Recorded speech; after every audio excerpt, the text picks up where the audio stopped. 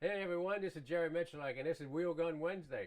And what I'd like for you guys to do, if you wouldn't mind, please like and subscribe to the channel so we can bring you more content like this. So what I have in front of you here, guys, Model 28 Smith & Wesson. Very first revolver I ever shot. Give you an idea, it was back in the late 60s. My uncle showed up at my grandfather's place in Texas, a little farm, and he had a 4-inch Model 28. He took it out of the gun bag. The gun looked so massive, I think I was like 13, 14 years old at the time. And we shot some 158 lead bullets. I remember it like it was yesterday. Shot an old galvanized bucket in a cotton field at about 5 feet, and I thought I was somebody. Anyway, things have changed since then. But give you an idea, these are some guns that I bought as police trade-ins. Back in the 70s, a lot of these guns were coming back on the market, police trade-ins. That's the whole idea behind the Model 28. It was a more economical version of the Model 27. It had a satin finish. So law enforcement is a very popular law enforcement gun, extremely heavy duty gun.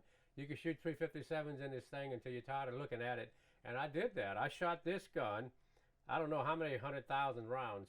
And when I got hired on at Smith & Wesson in 1990, it was pretty ratty. I had beat it up pretty bad. So they had a refinishing service then for these revolvers, and I sent them back and they rebuilt them to pristine conditions. This one was shot so much that I actually shot the end of the barrel off, so they had to set it back one thread, recut the Forstner cone, and refitted the cylinder ejector rod. Really beautiful guns. Ed McGivern front beads, beautiful guns.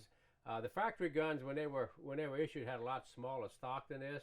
And another very popular option was the Tyler T grip, which filled in this gap under the trigger guard.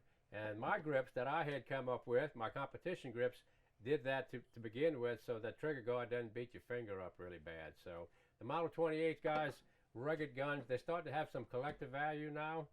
So these were so nice, when they came back I didn't shoot them. So I just set them up on the shelf and I shot other guns. To give you an idea, the whole concept of these guns, when 38 Special was king, it was a mild pressure round, and then the 357 Magnum came out, which was almost 3 times the chamber pressure.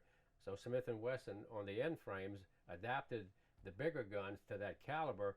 And that's what's good about an end frame guy. You can shoot 357 Magnum in them until you're tired of looking at them. So give you an idea of some ammunition.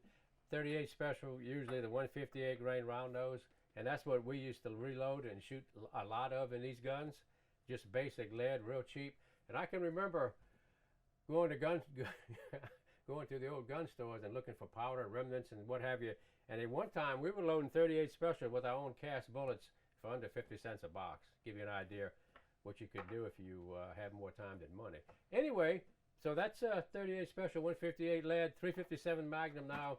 Comes in just such a large variety of bullet weights, 95 all the way up to 230. So this is just a good representation of a 357 Magnum round. It's the latest Hornady flex tip, 140 grain bullet, excellent guns. 357 Magnum is probably one of the most overlooked calibers now. Everybody's 9 this or 10 millimeter this. 357 Magnum is still king, and it's still the caliber by which most all handguns are judged on how effective they are. So, get some.